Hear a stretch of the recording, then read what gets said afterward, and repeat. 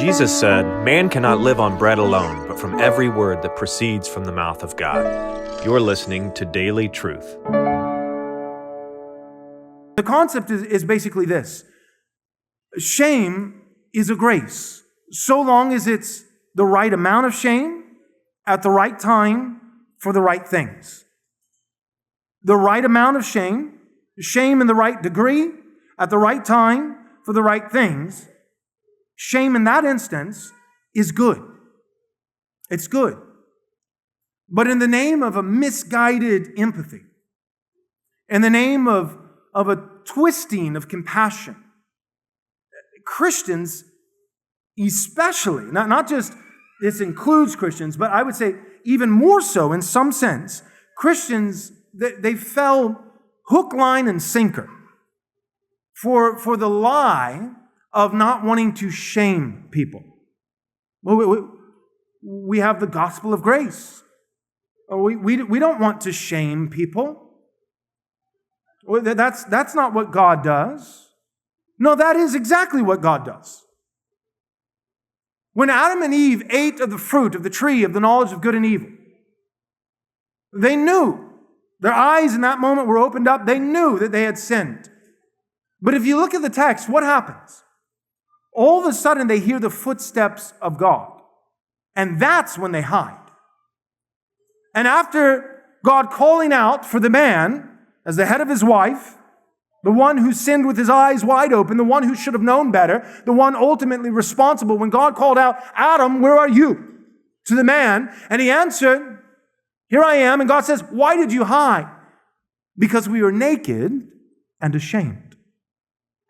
And God doesn't correct him.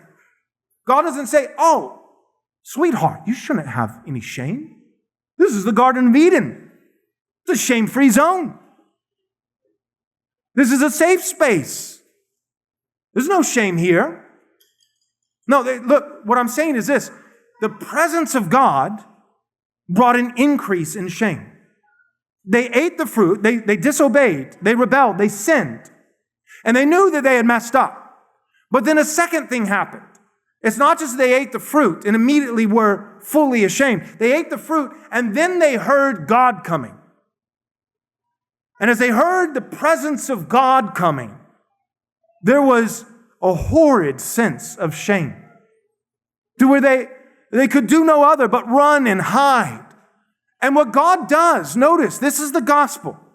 What God does for sinners who are ashamed is He does not falsely assure them in their sin and say that they have nothing to be ashamed about.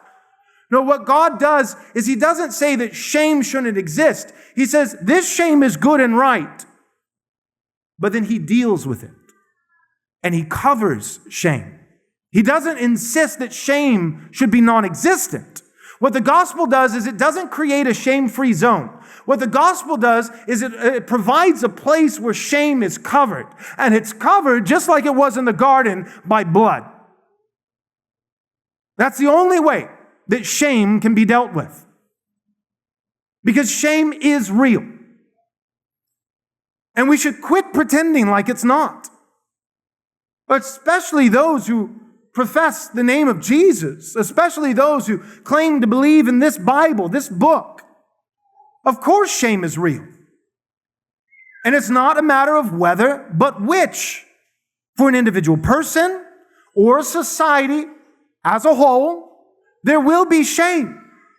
The question is not, will there be shame at all? The question is, what will this society be ashamed about? And right now, the shift that we're experiencing is that we're beginning to feel a sense of shame for the truth. Shame for being a Christian.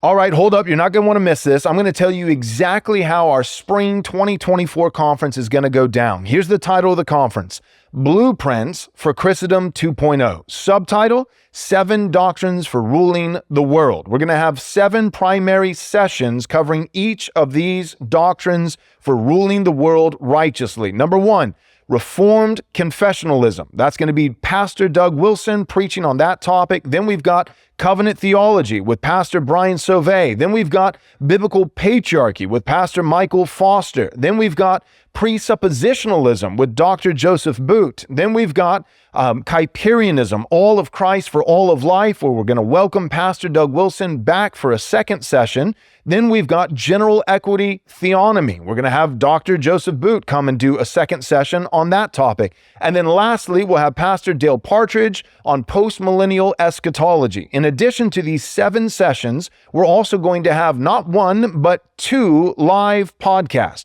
On the first day of the conference, that's Friday, March 1st, we're going to have a live Theology Applied podcast.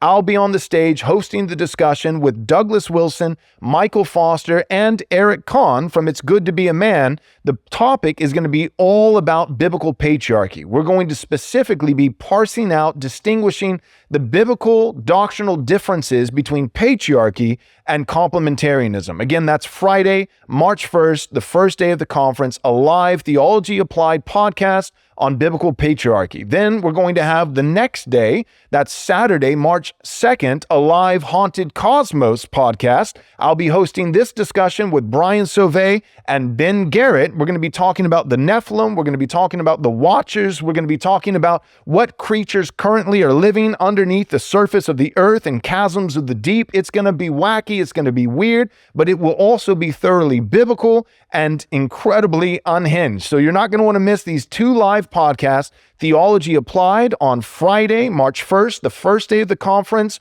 on biblical patriarchy with Doug Wilson, Michael Foster, Eric Kahn, and myself. And then the next day of the conference, Saturday, March 2nd, a live Haunted Cosmos podcast with Brian Sauvé and Ben Garrett and myself on the Nephilim, the Watchers, and what lies under the surface of the earth. And then the conference will hold over for one final, the third and final day. That's going to be the Lord's Day, Sunday, March 3rd, where one of our speakers will be holding over to preach the Lord's Day sermon, and I'll be leading us in worship through the liturgy. So we've got 3 days, a Friday, Saturday, Sunday, March 1st, 2nd, and 3rd of 2024, Blueprints for Christendom 2.0, 7 Doctrines for Ruling the World. You're not going to want to miss this conference. Our early bird rate is still available, but only for a very short period of time. We are ending the early bird rate on August 31st at 11:59 p.m. That will be the final chance to get into this conference at an affordable, cheap rate. All right, so go and take advantage of the early bird rate right now by going to rightresponseconference.com. Again, that's rightresponseconference.com to register for Blueprints for Christendom 2.0, March 1st, 2nd, and 3rd, 2024. Register today.